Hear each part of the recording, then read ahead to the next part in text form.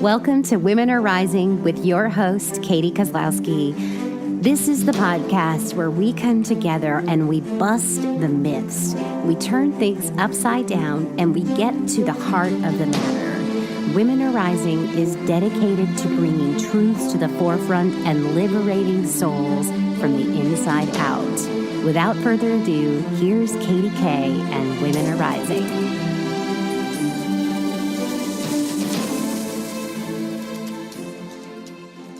Hi guys, good morning and welcome to Women Are Rising. I'm here with Perpetua Neo and we want to have a conversation with you about a lot of topics that come up with Women Are Rising, with things that we've gone through and a lot of the things that we actually happen to have in common. Things like taboo words like abusive relationships and how to use psychology and plant medicine and ancient wisdom to help you sort of reconnect with yourself and find your way through that if you happen to be in an abusive relationship right now. We're going to talk about that. We're going to talk about, what it's like, what do you do, what are your experiences?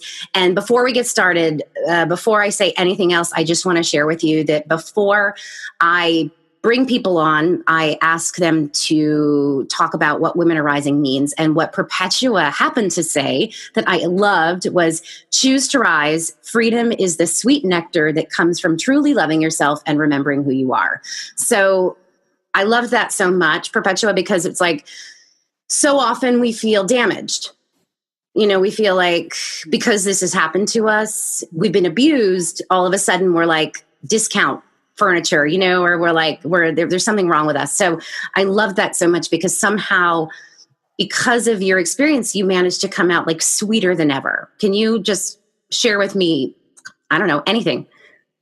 Absolutely. Thanks for having me here, Katie, this morning. So basically, a lot of people think that abusive relationships make you bad. It makes you like damaged goods. And it becomes this irreparable part of you that makes you compromised and almost like is this label that says you got to settle for less.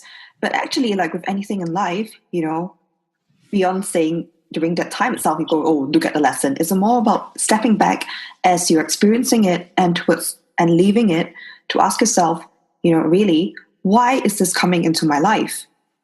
So I know that not everybody thinks that things happen for a reason, but human beings, we are meaning-making creatures. So the faster or the more we're able to accept that, there's something that we can learn from this, how can this make me a better person? The more we're able to rise and write our next chapter. Because I don't think life is finite. I think that things happen. And yes, we can either let it suck us down and keep ourselves as victims, or we can decide that, yes, I'm going to rise, I'm going to take care of myself, and I'm going to be the best version of myself I can ever be. Right. Yeah. No, I love that. And I completely agree. But so you have had your own personal experiences. I'm asking you because I know a lot of times, and people say this to me too, like, oh, it's easy for you to say, easy for you to say, you rise or you everything is a gift. And I talk about these things a lot too. And a lot of times look at me and they go, you can't possibly know what, what struggle is or what damage is or all of these things. And I go, oh, but yes, I can.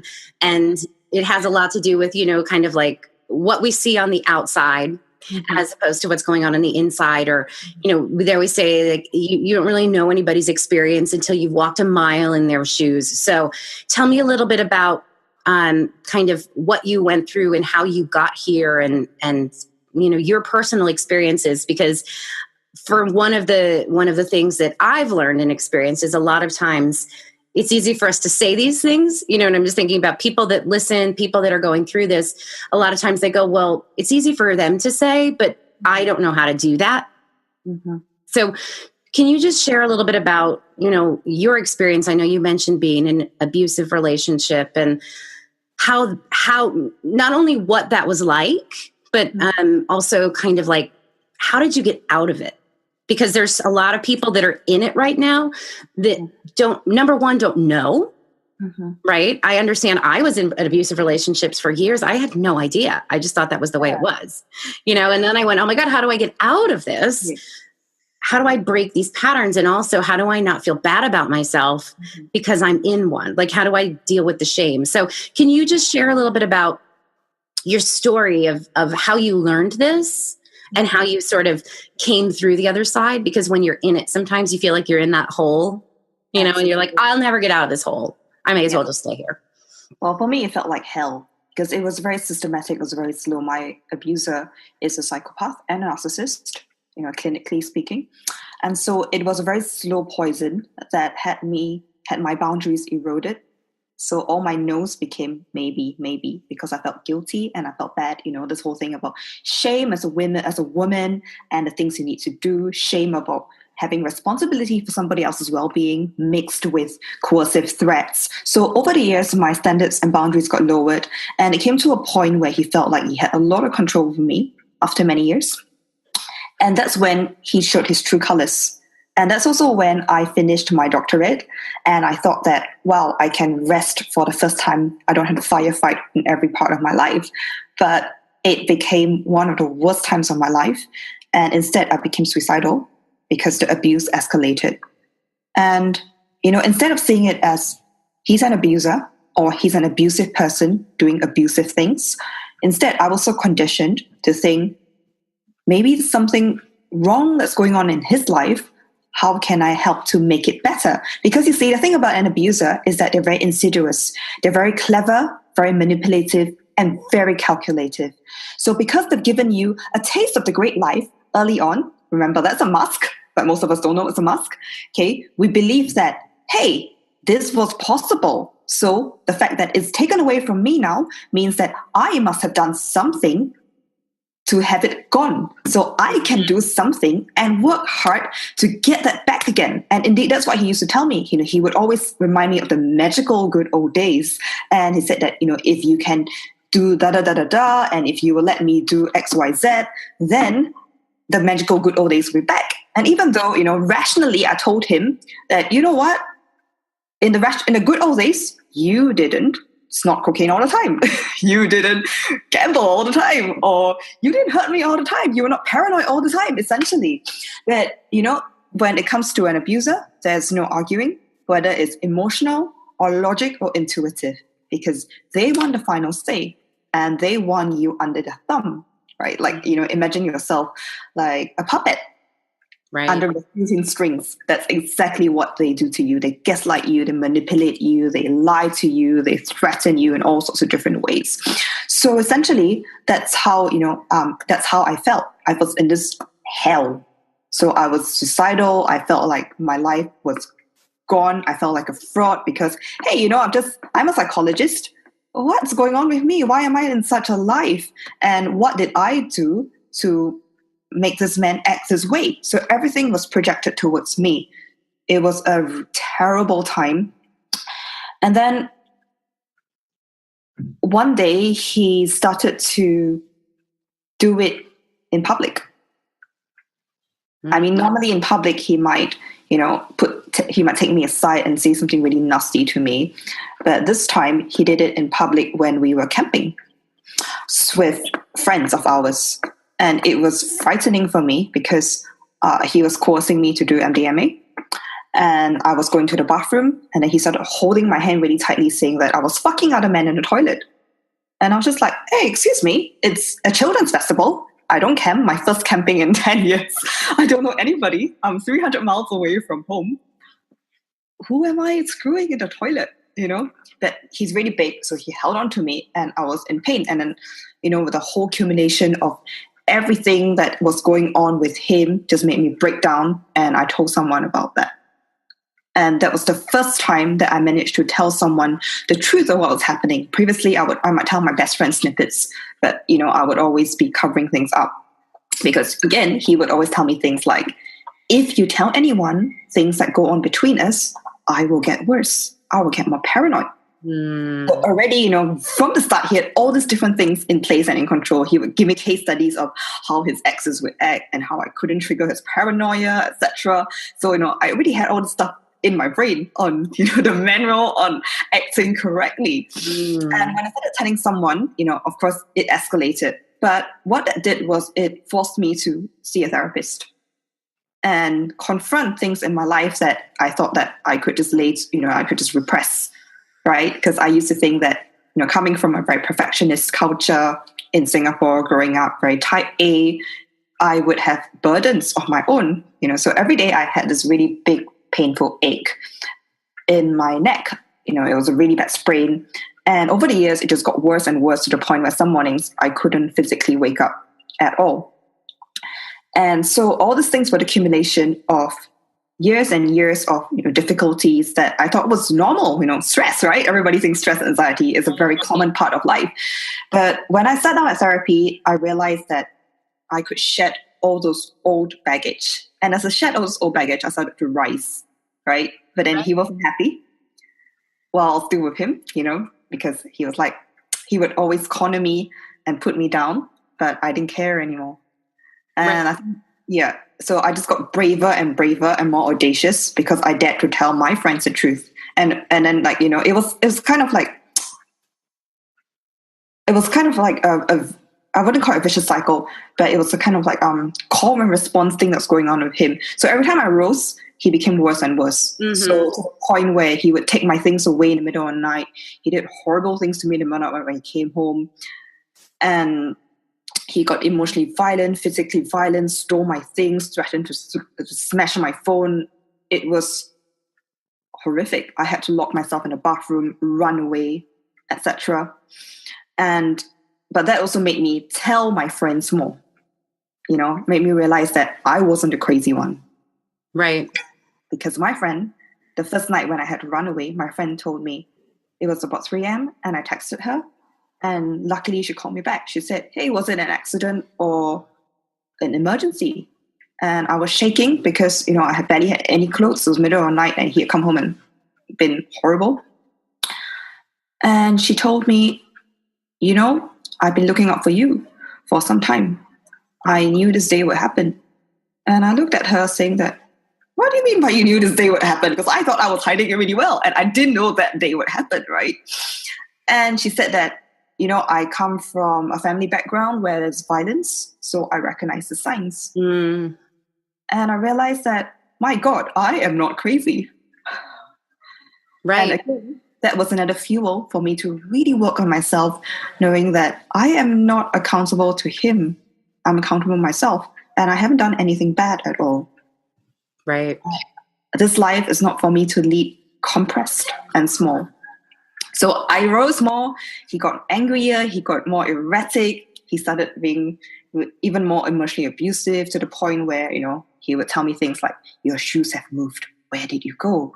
Or he wouldn't even trust me to take the trash out while he would go drinking all the time. It was terrible. But eventually I started to build myself up even more and more. I started to take care of the plug different gaps in my life where I knew I wasn't loving myself, where I knew that I had become my own abuser. So for instance, I would be binge eating bad food every day as a result of wanting to escape, because I don't deserve nice cake. I deserve E number saturated cake. So every day I'll be eating that. I'll just be, doing things to escape. So I look at my body and I realize that, God, what's happened to me?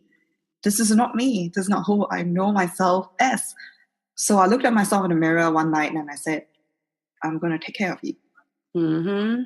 Let's start with losing all this weight that you don't like. And then came this whole journey where I started to watch what I ate in a good way and still treat myself. And eventually, very soon, I left him. Mm-hmm. Yeah, I love that. And first of all, that's an amazing story. And also, so many of the things that you shared are the common things that I hear so often. And it's these concepts of like, you're crazy, right? And sometimes it's not, no one's telling you you're crazy. Sometimes it's in your own head. You know what I mean? You get caught in that cycle of, did I just imagine this or is this really happening? You know what I mean? Like there's this. They gaslight you, It is gaslighting. And in that term, I've been thinking about that term a lot and how people it's sort of a vicious cycle because someone will gaslight you, and then you become your own like torch. And then because you wonder like, is it, what's really going on? Did someone screw my reality or not? Yeah. Am I crazy or not? Is this really happening or not? Am I being victimized? Like, am I being abused? Or is this just the way it is? And that's one of the reasons why I started talking about all of these things, because there's so many words that in the story you shared, that they're the words that your story is not the same as my story, but the patterns, the words, the feelings, the emotions are universal. Yeah. And things like baggage, I hear these words a lot. And I remember being like 14 years old and being told I had baggage, or damaged. And I see it on television. I've been watching a lot of television lately, and I've been watching a lot of these shows that show like real life people going through real life experiences. And they're often described as damaged. And that really, really makes me go, no, they're not damaged. They're just alive. It's like, because I look at you and I listen to your story and I don't see the damage. I'm like, wow, what strength, right? Like what power to go through that.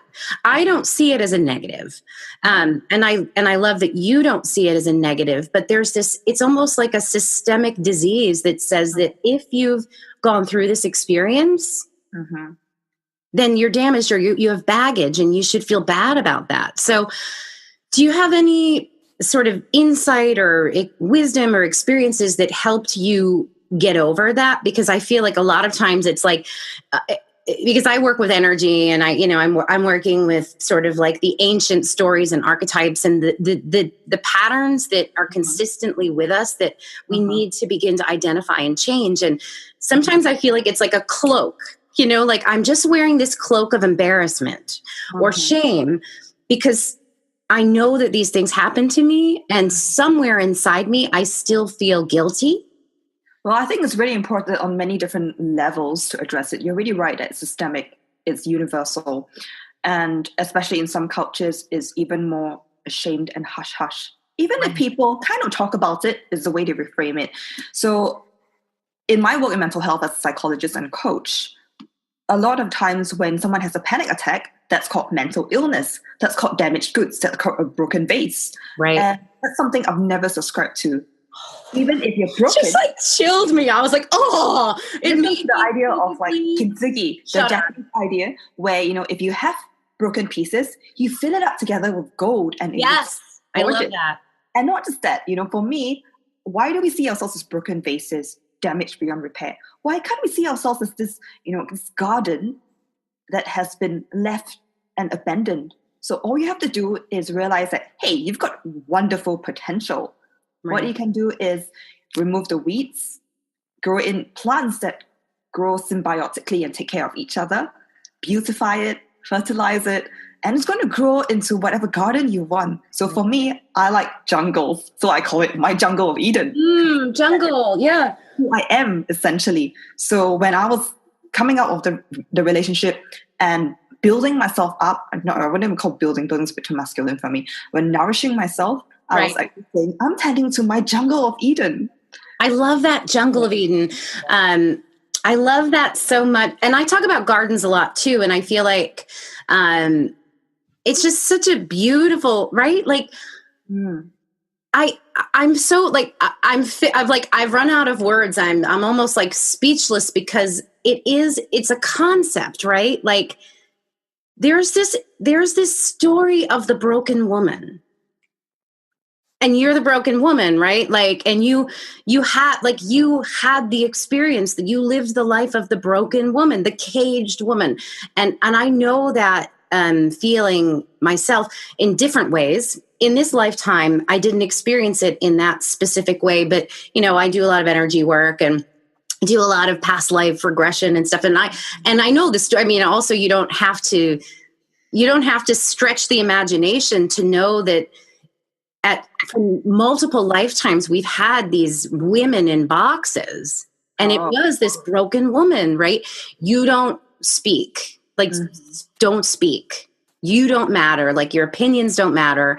And it does keep us small. And I just, one of the reasons why I started doing this in the first place was because I thought, well, how can we, like, what can we do about this? It's one thing to say, well, you need to drop your baggage and rise. Not and so what I easy. realized is Yeah. that's beautiful, because that's what I teach too. Yeah.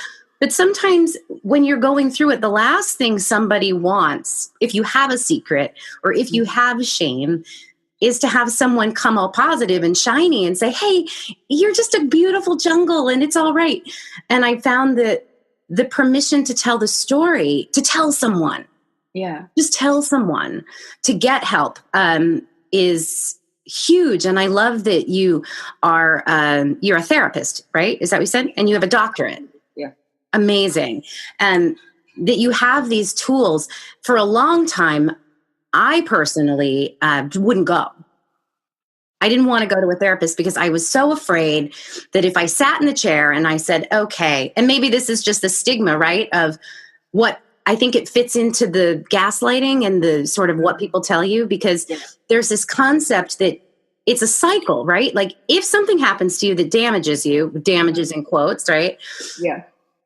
Therefore, then you have to go get help, and then you go to the therapist and they diagnose you and they fix you. So I wouldn't go because I was afraid that I would sit in the chair and they would say like, oh, my darling, you have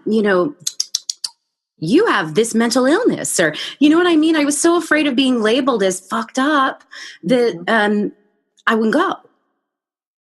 So what do you have to say or share about that feeling of, and I know it's possible because I found my way out of it as well. I found it in more of a more spiritual setting than like a medical or a psychological setting, although eventually I came back around to it. Mm-hmm. But what do you have to offer for people that feel like these words like I'm damaged, I'm broken, I'm sick, right? Like I'm crazy.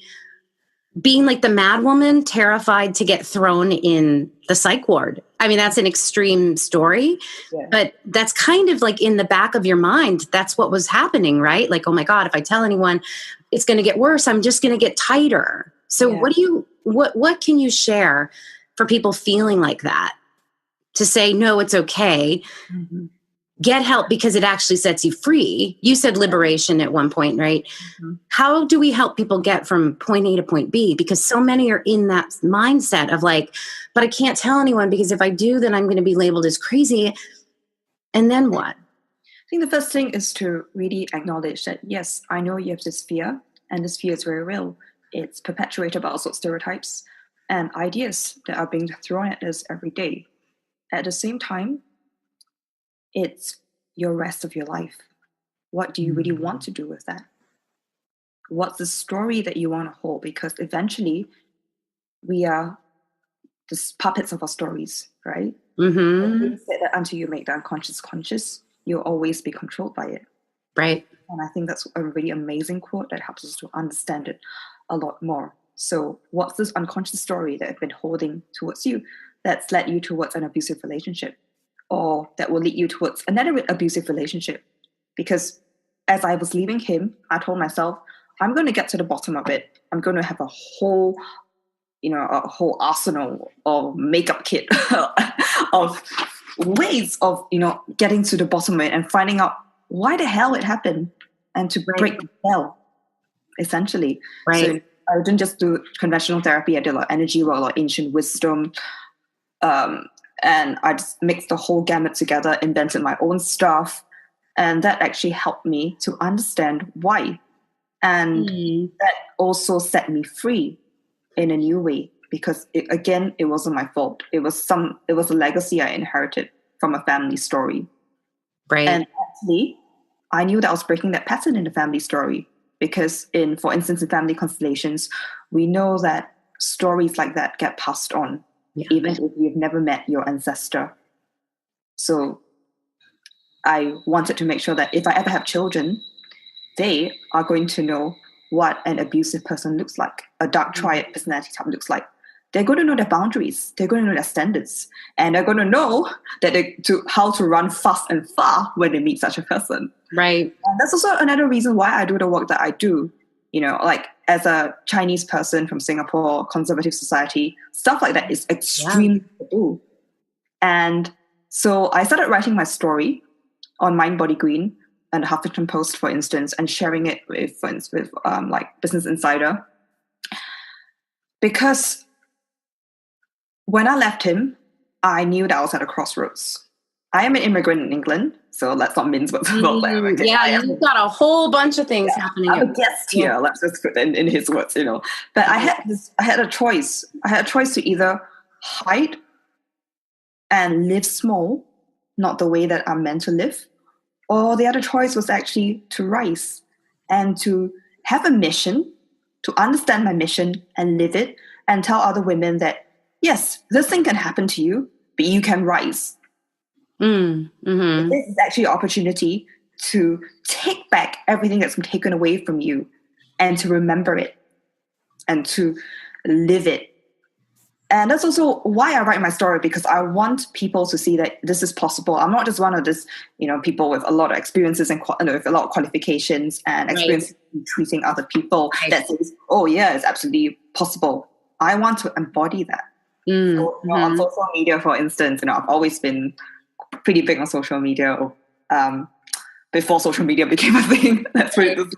I call it my inner Asian, loves photos and all that. That somehow, when I'm posting all these things about life, about my musings, and just celebrating life, it's also a way of me telling myself and other people that even if you feel like in hell right now, you can have what I have today, or whatever version you have. Right.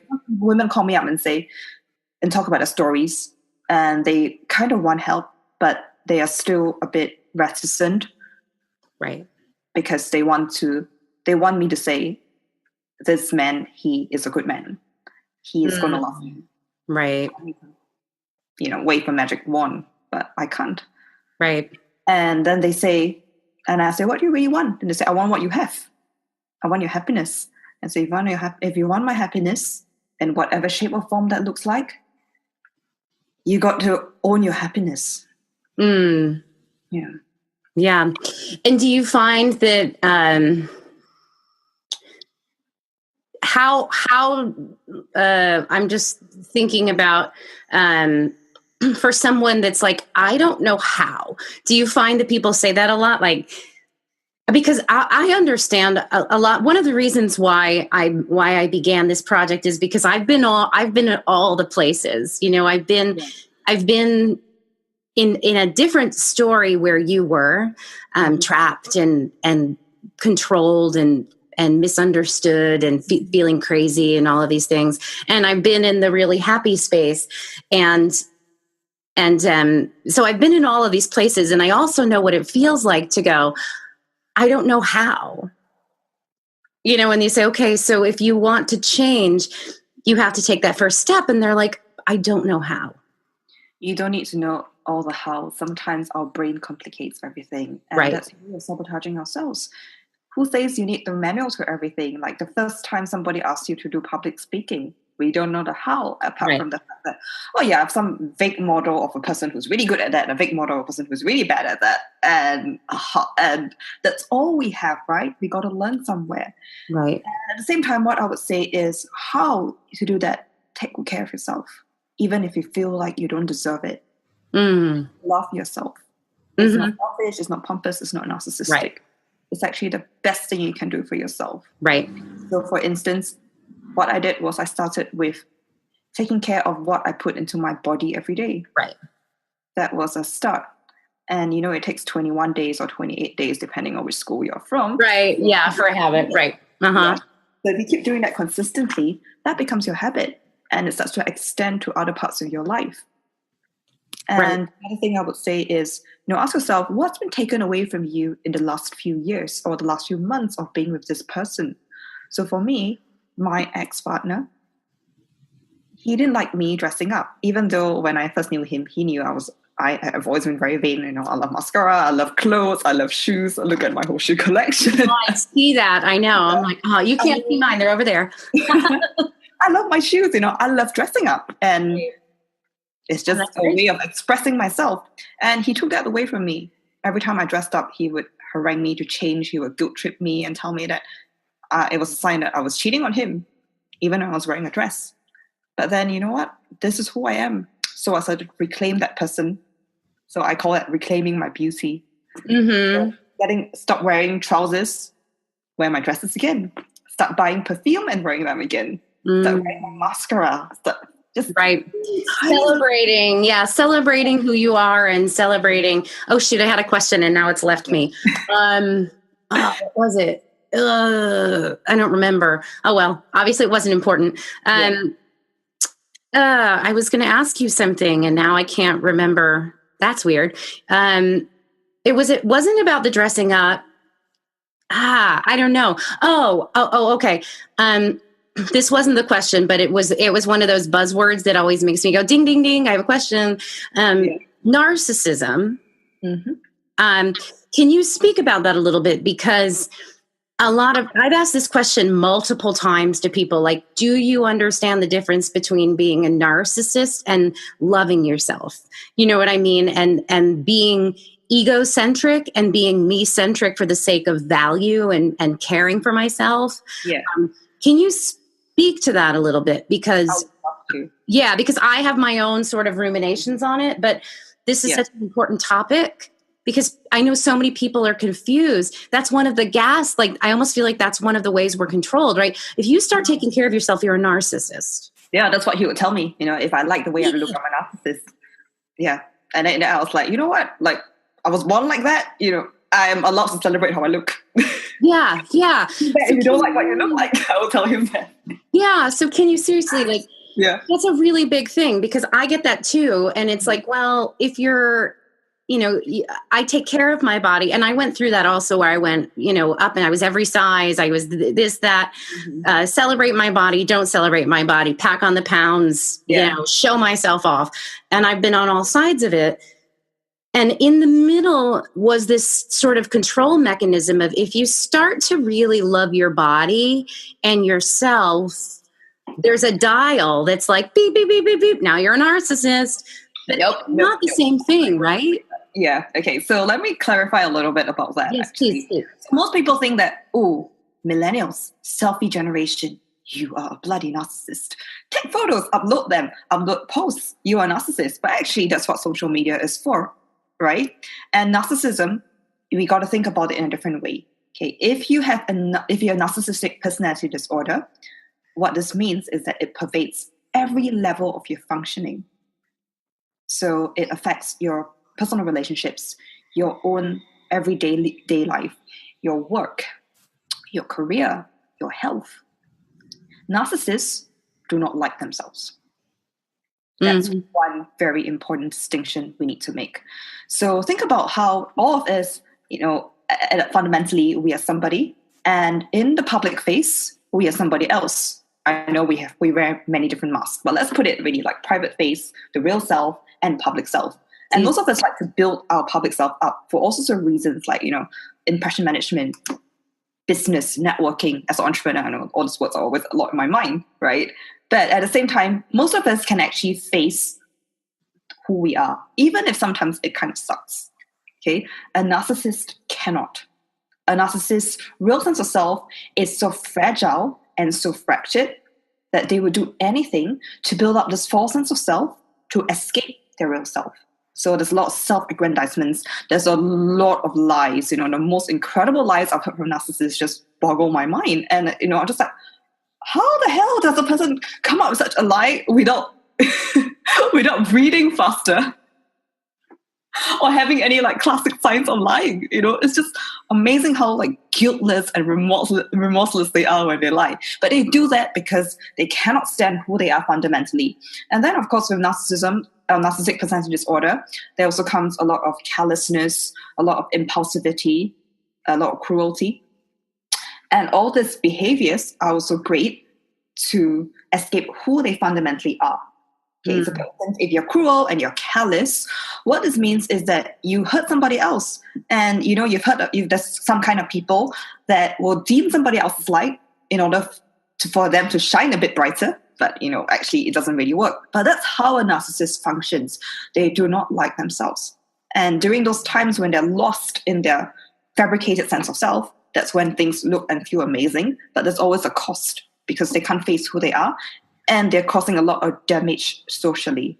And then when it comes to loving ourselves, so, self-love is a very big thing that I would say I prescribe to my clients, especially on my type A perfectionist clients who are super high achievers because they don't know how to love themselves.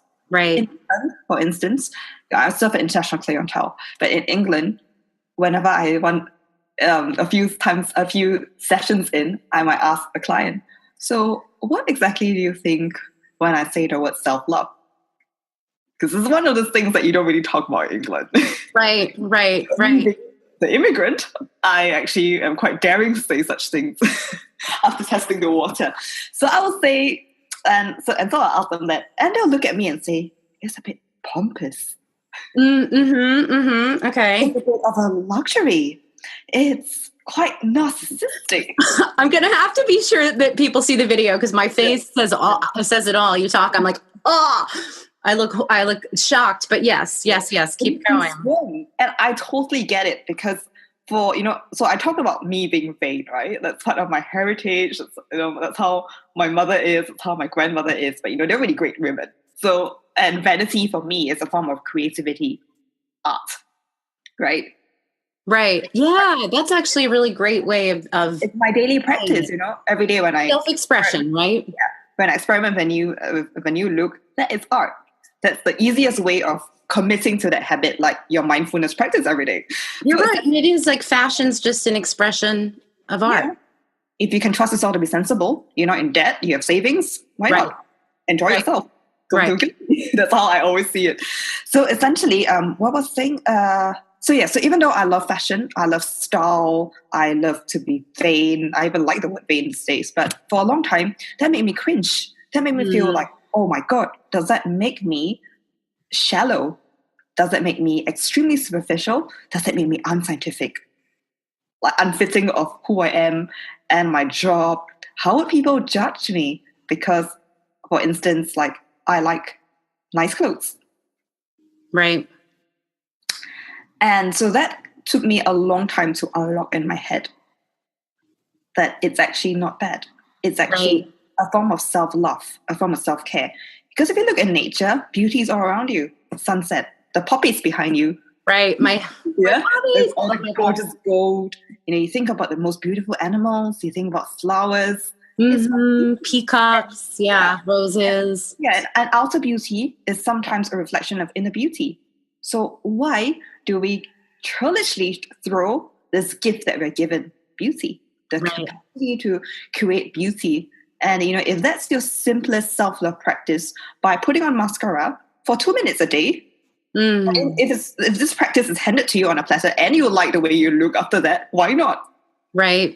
Yeah. Why punish yourself by going, oh yeah, I like mascara, but I'm so vain. Right. Oh no, this is so, I'm so glad that we kind of touched on this and that we got kind of all sides, because that's another thing that I've also experienced where, I happened to be graced with, an attractive self, an attractive figure. And there were moments when it was like, well, you shouldn't flaunt that.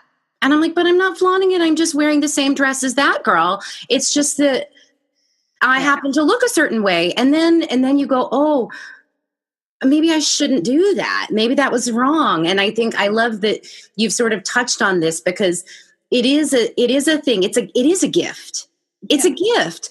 And as my hair goes crazy right now, I'm like, I'm like Einstein. My hair is like standing up straight because this is, I get really jazzed up about this because it is a gift. Like being I'm a musical theater geek. And so like at one point when I was going through sort of my depression of kind of the breakdown of having built up this whole world to seeing it smashed and going, oh my God, what have I done? Like I have nothing, the realization when the mirror shatters and you go, oh my God, what am I? I'm so confused.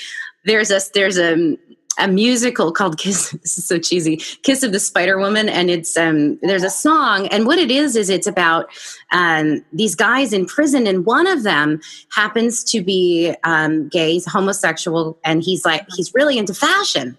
And he's enamored with the Spider Woman, who's sort of this like goddess in his eyes. And he sings this song about how lucky she is that she's a woman. And the thing is, the lyrics are like, he's going through and he's listing like satin and scented creams and all this stuff. And there was a period of time when I would listen to that song and I'd be like putting on like lotion and being like, I'm so lucky to be a beautiful woman. Like, why do I feel bad about this? Why am I feeling like I've sinned just because I'm here? You know what I mean?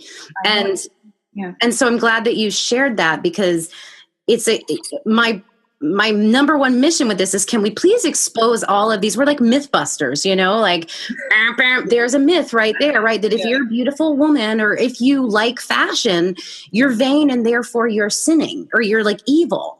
No, I don't think that's the case. But certainly like you know, I've struggled with those, and it's taken me time to come to terms with it in my heart and in my gut, not just in my mind. Right. And actually, that's another amazing journey that came out of leaving my abusive relationship. Like I said, it helped me remember who I am and step into who I am, warts and all, and smiles and everything else. Right. Yeah. No, I love it.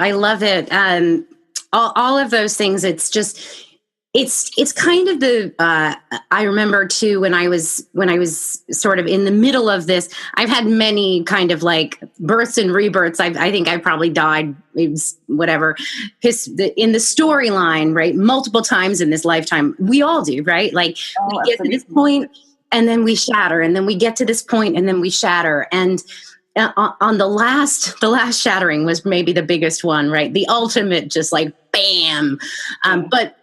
But what was so great was that I started to actually understand all of the same things you're talking about. And it became so clear to me that we do have these things. You've said so many things that I just think are fantastic. And like I said, this is the first episode that I've recorded of this. And I already know the magnitude of what we've just shared, because it's everything and anything that people need to hear, and know that it doesn't matter. You know, it doesn't matter sort of like what you've been through or where you've been. This is part of the story. Oh, and this is what I wanted to say is someone pointed out to me, she said, have you read The Heroine's Journey by Maureen, I forget what her last name is. And I said, no. And I had always been fascinated with the hero's journey. And I'd always said, oh, it's like Joseph Campbell, the hero's journey. And you go on the circle and you get to the bottom and then you make it back. And I feel like Odysseus and blah, blah, blah. And I always felt like that. And I feel like that is it. You know, the Greeks, they knew what was up when they wrote the Odyssey, right? Yeah. Alice in Wonderland, The Wizard of Oz. It's the same story over and over and over again. And then she handed me this book and I said, oh, there's the heroine's journey too, where you go and you get to that bottom point and it's you, like you said, you descend into hell.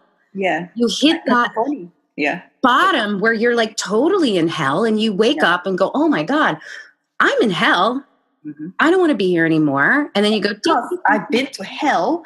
I know what it's like. Right. And I can show you that you can get out of hell. That's right. That's how you do that. Yeah. Exactly. And isn't that cool? And I kind of feel like, you know, we're coming up on, I could talk to you, like I could do like 12 episodes just with you, but, like, isn't that so cool to be like, I've been to hell, man. Like, look, I look good. And I actually got younger. Like I look better than when I was in hell. Totally. You know what I mean? Like it changes you. Oh yeah. So do you have any a different person? Yeah. Yeah. That's what I was gonna say. Do you have any like closing words on that about sort of the valor of having the courage to kind of open your eyes and go, I'm in hell? And hell, like theoretically speaking, it's not literally hell, of course. This is not religion saying you're going to hell, but that feeling of like everything's awful. I'm in a place where I don't want to be. I don't want to be here anymore. How do I get out? We all know that feeling. We can call it hell because it's the bottom. It's the flip side of heaven. It's hell. It's light. It's dark. Yeah. If you're in the dark, that's the purpose of this whole thing is, guess what? It's just about to get like sweet. Mm-hmm. Right? Do you have any kind of, not kind of closing words? Do you have any final bits of sage wisdom or stories or inspiration about that? And then also, before we go, just let everyone know listening, if they want to come and follow you, because I know you said all your vain social media posts. No, I'm kidding. But follow you on social media because it's important. Yeah. It's a tool, and it's not vain to share what you're doing. So wisdom, and then where we can find you so we can follow you. Okay, so wisdom would be J.K. Rowling's statement, rock bottom was the solid foundation upon which I built the rest of my life. Yeah. That one really shook me to my core. I remember reading it during my darkest hours and realizing that, you know what? I'm not the only woman who has been through this. Or men. You know, men also go through a lot of tough stuff. I have got amazing people in my life. Hello. I knew you were coming, Joanna. We're in the middle of a recording. Can you come back? Sorry. Okay. Shall I repeat that? Yeah. You know what's so funny is I was like, I knew she was about to pop in. I'm like, oh, shoot. She might be early. I felt her coming, but it was too late. Repeat that. Sorry. Yeah. So I was saying that, you know, I know I'm not the only woman in life who's been through that, or the only men in life who's been through that. And I come from a legacy of people who have survived all sorts of different things. I can do it too. And I'm going to do it properly, not just in my head. I'm not going to be one of the people, say, in my family who goes, yeah, but life is different now. It's okay. But they still live and carry the pain. I don't want to carry that pain anymore. I don't want my future generations, if I ever have any, to carry that pain. I'm going to break that spell. That was my motivation. And I also thought that, you know what? I want to grow up. I want my future generations, my friends' kids, my own kids and all, to grow up in a world where little girls know that it's safe to be who they are. And it's awesome about who they are. And again, to run fast and far from psychopaths and narcissists and sociopaths and also so dark people. Right. To know that it's okay. To protect yourself. My motivation, yes. Mm-hmm. When I'm rising out of hell. So sometimes you got to make it a bigger mission. And that drove me. Yes. And as for how you can find me, I have a website, perpetuaneo.com. And in fact, you know, when we're talking about narcissism versus self-love, I've got a great article that I would love to share with you as well. Yes. Yeah. What else? So you can find, well, basically there's only one Perpetua Neo. My parents, kudos to my parents for giving me this name. So if you Google me, you can find me on Facebook. I've got a business page. I've got an Instagram page at dr.neo. Doctor is spelled doctor.neo. And I also have a food page, Red Lit Glutton. And a sort of, you know, like a beauty inspiration page called Jungle of Eden on Instagram. So quite a few. Okay, I love that. Quite a few ones shooting about. And essentially how you can work with me is I work with high achieving women who want to lead wisely and perform phenomenally in all areas of their lives by looking at the big three nobody really thinks about: panic attacks, busy minds or anxiety, and toxic relationships really quickly and deeply so they can soar and live their lives with feline grace. I love it. I love it. Well, thank you so much for sharing all of this. The story, the sort of like the tips and all these different, we got to cover so many angles of like what really lights me up. And I just really love that it's one thing for me to talk about it and say, hey, this is what you should do. And nothing makes me happier than to hear other people doing it as well and that have lived it and that are walking embodiments of the, you know, of the story of that sort of coming from hell, you know, the rising from hell and kind of what that does. And I always say that, you know, I teach a lot. You have point A and you have point B. Mm-hmm. And we know we're in point A and we know that we want to get to point B, but we never talk about the space in between.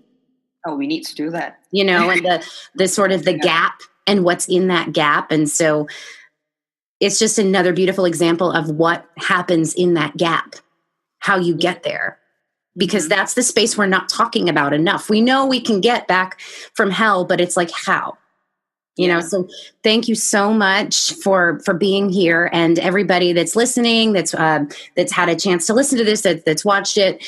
There'll be links to follow Perpetua, and then also to join the conversation. So if you've listened to this episode and you want to speak to anything that's been said, come on over to womenarising.org and add to the conversation. These are open-hearted conversations. We are opening the door to these conversations. This is not a one-sided thing. So please come and join the conversation over there, and let us know if it's happened to you, if you identify what you loved, what you want to hear more of, and all that good stuff. And as I always say, let love be your sword and truth your mission.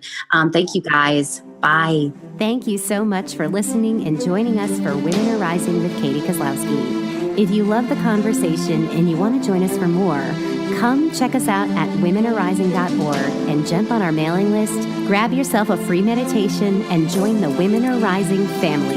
We can't wait to hear your war story at womenarising.org.